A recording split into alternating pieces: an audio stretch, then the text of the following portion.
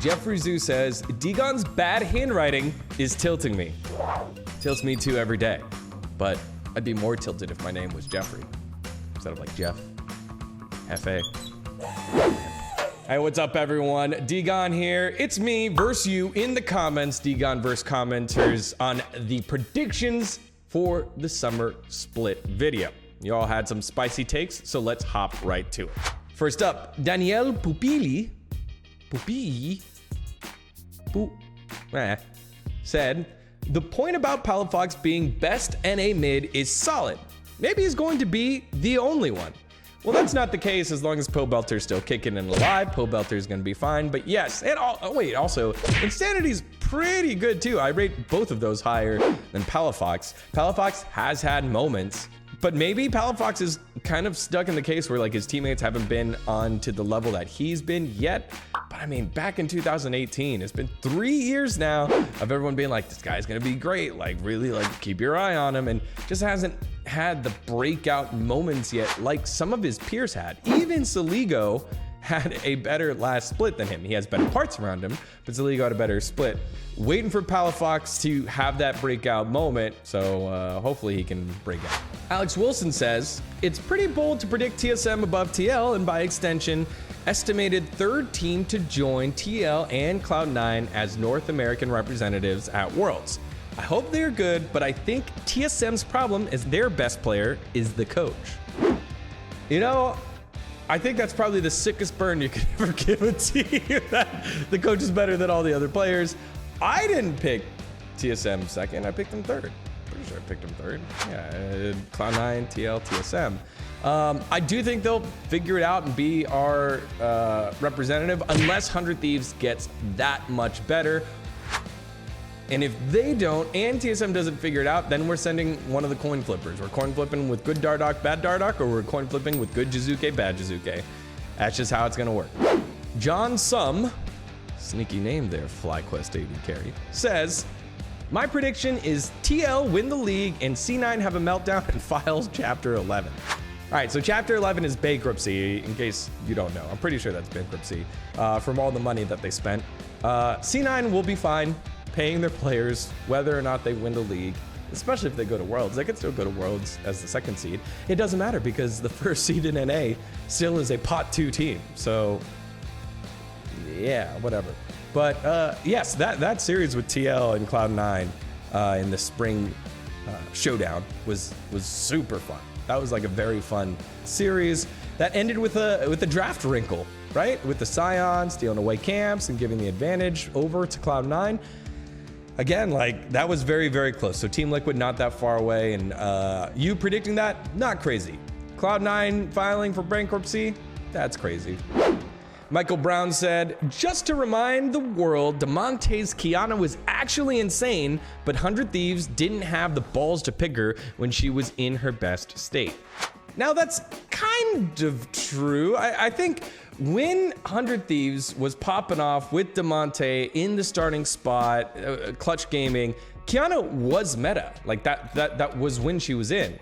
Now it's more of a fringe pick and can get countered by a lot of the mages and some of the other assassins that we've seen there.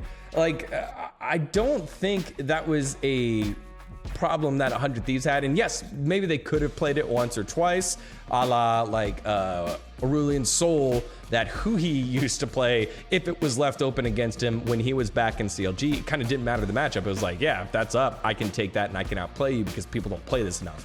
That's how Kiana probably feels and felt to 100 Thieves, but again, it's a fringe pick, and when you're basing your draft around one single player on a pocket pick that he can't necessarily dominate and or affect the rest of the game, I think it makes it very difficult to do that in good taste, which is why Zix, who was also the coach at the time when who he had the Aurelian Soul, strayed away from that strategy. So I don't know if that's necessarily true. They probably could have played it 1, 2, maybe 3 more times, but a lot of the time we saw DeMonte on like the Galio or the TF trying to help out on the opposite side of the map, and it would have been cool to see Kiana a little bit more.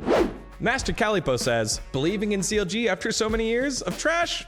I don't know. Look, I love crapping on CLG as well, but that comes from a place of like, sadness, right? Used to be so good. It's your best memories there, you know? It was like in the park where you had your first date and it was like so great. Now you look back at that park and you're like, oh God, what a trash park. What was I thinking?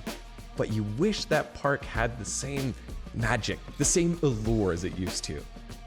Let me talk to you about some CLG here. They have a roster put together that can compete. I believe it. They've got the veterans, they've got the skill set, they have firepower in Pobelter and Turtle if he's set up correctly. I think this team could do it. I don't know if they can make Worlds. You know, they put out their social posts like, next stop Worlds. I was like, oh, that's, how about like next stop, like winning record? Like, let's get there first.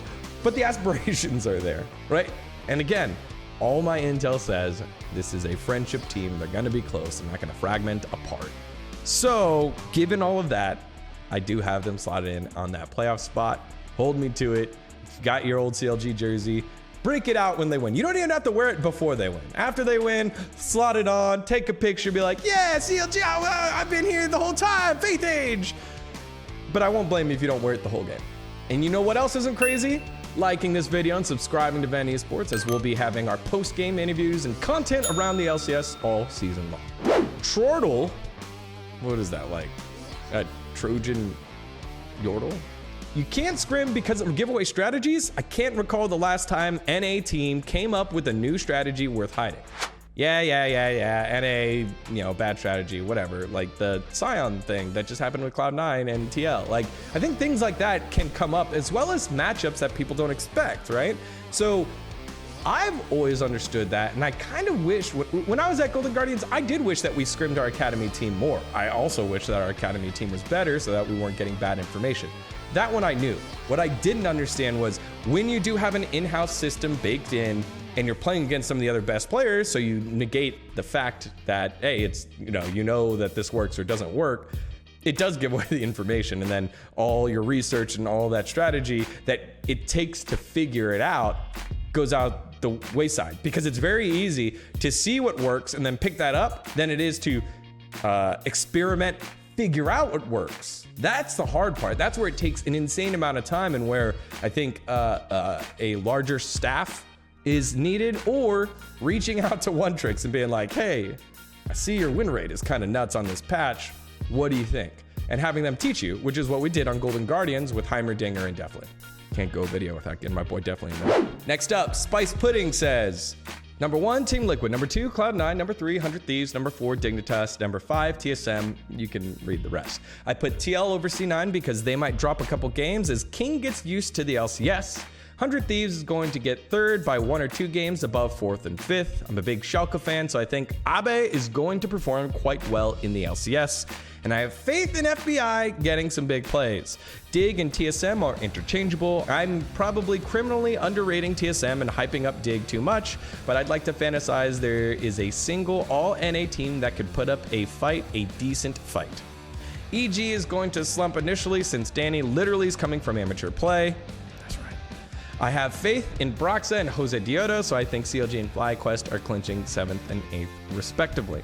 Immortals are going to struggle as the rest of the LCS gets more comfortable, and unfortunately GGS not making it. I like Niles though. I really hope one of the other orgs give him a chance in their academy team. All right, well, this seems to mostly be the consensus with most of y'all, with Golden Guardians and Immortals on the outside looking in. On the Niles point, I'm a little worried for Niles that with his confidence, fudge-like confidence that he had, and how hard he ran it, not only on stage, but in scrims, according to reports, it's a little scary. He might not get another shot. I hope he does. Clerky, the head of esports over at Maryville University, rates him as one of the highest players to have ever come out of Maryville, and he was absolutely dominant in the collegiate space. But, you know, maybe someone realizes, hey, look, he got thrown out there, a Saligo type situation. He got thrown out there pretty early, put him in academy for a year or two, and then see what he got. Very much like what's happening with Palafox right now. That's the hope.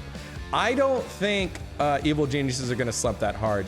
Danny, yes, Danny did come from amateur, but he's not going to have a problem pulling the trigger finger, and all he needs is 1 or 2 games feeding pretty hard before the rest of the team clamps down and says like, hey, stop trying to 1v1 for the 5th time. It's not going to change like the first 4.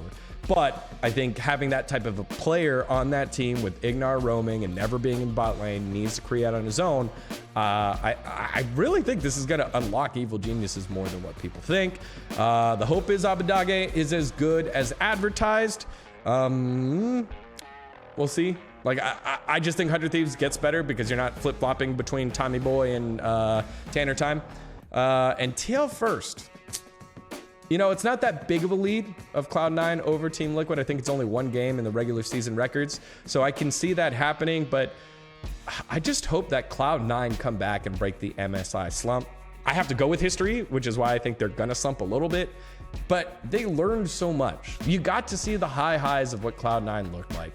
So I don't hate that call. I just disagree with it. I think Cloud9 is going to be able to play their game and dictate the pace and have everyone else stay on their page and dominate the rest of the league like RNG forced Pentanet to play to their game. So, yeah, I don't mind it. So those are some of your thoughts on my thoughts about the summer split predictions. Again, we're trying to just figure out the top 8 teams so we can get to that playoff bracket. Top 2 get the bye, bottom 2 in the losers bracket, the middle 4, they get to play the first rounds of the winners bracket, and which 2 teams are just going to be sad as they move on to 2022. If you guys think that I missed anything, let me know in the comments below. And again, stay tuned to VENN Esports for all your LCS needs.